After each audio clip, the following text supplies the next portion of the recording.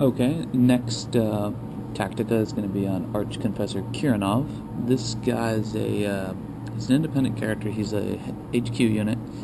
He's one that you probably don't see a lot of. I mean, honestly, he's probably the third choice for most people in terms of HQs. He does have some actual beneficial uses where he might be your second choice or even your first choice in some cases.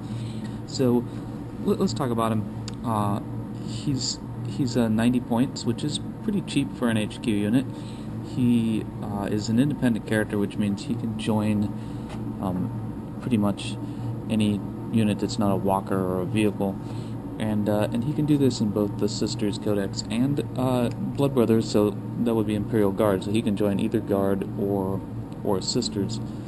And what is his special rules and everything? He has Acts of Faith, which means while he doesn't have his own specific act of faith, he benefits from that of his unit. So if he's with any Sisters unit that gets an act of faith to work, then he gets to benefit from it. Meaning, if it's say a close combat unit, say he's with Repentia, even if he were to die, he would still get to attack once. If he was with Retributors, he would get a shooting rending weapon.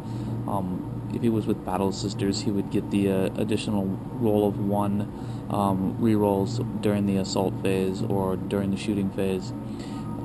He also boosts the ability of units to have active faith, because any of the named characters, when they're attached to a unit with active faith, improve the active faith by a +1. So he does help a lot there.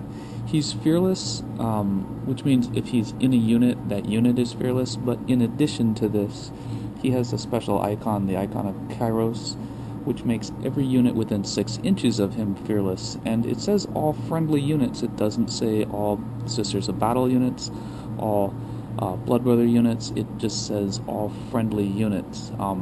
So that would mean, he boosts your allies. Now, if you look at the definition of allies in the 6th edition core rulebook, you might argue that desperate allies aren't going to benefit, and it's hard to say if it's just going to affect Blood Brothers, because by some of the wording, the others are not considered friendly, but it's sort of open for debate, I think. Regardless, he makes units fearless, at least in the Sisters Codex, which means if he's sitting near a bunch of Battle Sisters who are on objectives, he can make them stand there until the last one dies, which is pretty useful in any objective-based game. Alright, well, what other benefits does he have? He has Righteous Rage, which is great when we get down to Battle Conclaves. It means you reroll to hit on your first round of attack. And he has Shield of Faith, which initially seems pointless because he has a 4-up invulnerable save, and he then has a 6-up Shield of Faith save. It does come into play in one situation. Shield of Faith cannot be taken away. It's not a war gear, so if you get hit by something that strips your invulnerable save from war gear, he doesn't lose Shield of Faith. It's Heightened Fervor. Now, this is a unique rule for him. It sort of combines the effects of several war gear items. What it basically means is if any Sisters group within 12 inches of him makes an active faith roll and is a successful active faith, you just immediately roll the d6, and on a 6, that faith point is restored. He also gives rerolls of acts of faith to his own unit, so if you put him in a unit, boom, they get to reroll their active faith, and they get to roll a d6 were it to go off, and then you may get their faith point back. So that's his special rules. His war gear, he has armor, which does seem pointless. He has a 5-up armor save, but he has a 4+ invulnerable save, and a 6+ invulnerable save on top of that. He has bolt pistol, but not a bolt gun, so he only has a 12-inch shooting range. He does have a ballistic skill of 5, though. He has frag and crack grenades, so he can shoot those at 8 inches, and a Rosarius, which gives him the 4+ invulnerable save. He has a power mace called the Mace of Valarin. It was written to the Sisters White Dwarf Codex, very much covering what power mauls do in 6th edition. So it's a power weapon. It's going to reduce the opponent that gets hit to initiative 1, which is exactly what power mauls do now. But now that it is a power maul, since it says power weapon in the item's description, it boosts his strength by 2, so when he hits with it, he's strength 5. So he actually has a decent chance of damaging many opponents as opposed to being just strength 3, and he will knock them down to initiative 1, which can be useful if you're in challenges with him. And then his other piece of war gear is he has that icon of Kairos, which makes all friendly units fearless. I already mentioned that. So, what are the reasons to take him? Big reasons to take him. If you take him, the Arch-Confessor, you can take a Battle Conclave. Battle Conclaves are great if you're going for a Sisters of Battle close combat sort of layout. If you're going for the close combat layout, you want Battle Conclaves, and honestly, you probably want to take 2 named characters for that. You probably want to take the Arch-Confessor and Uriah Jacobus if you're going to go for double Battle Conclaves. He makes everyone around him fearless, so the Battle Conclave is probably not going to run, and if you stick him in the Battle Conclave, they're going to get to reroll their misses on the first round, so that's amazing, because the Death Cult Assassins in a Battle Conclave are going to get a lot of attacks and many hits. Okay. What other uses does he have?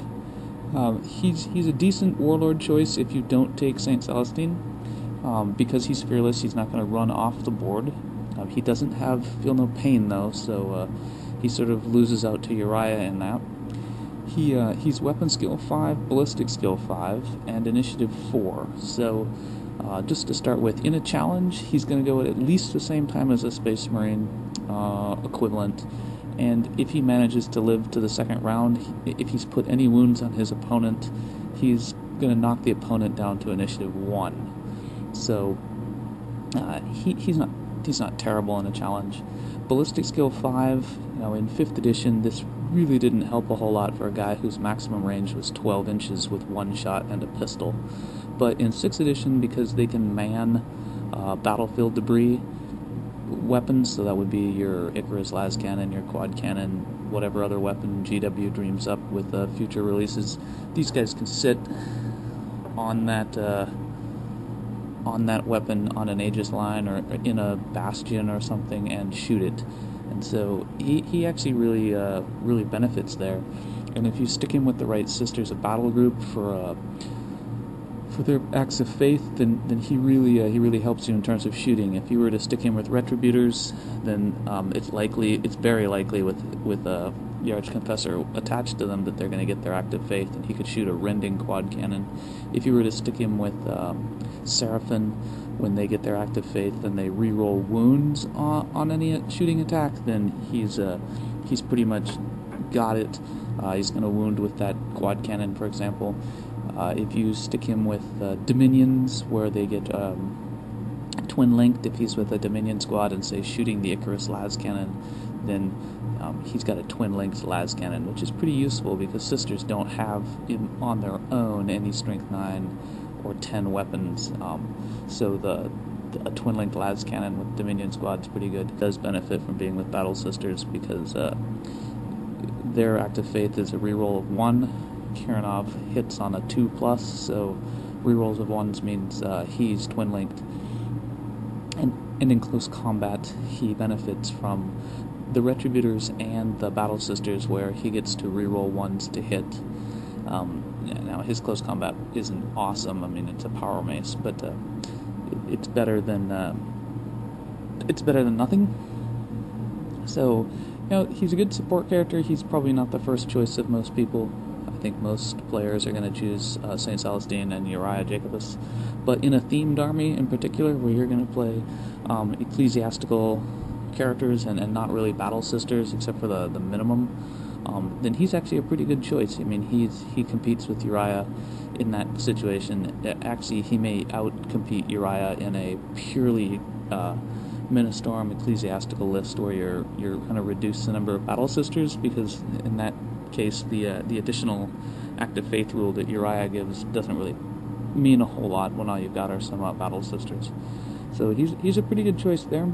I still think he's probably not the number 1 choice, but he can compete for it, and I've used him several times to some effect where he's done pretty good.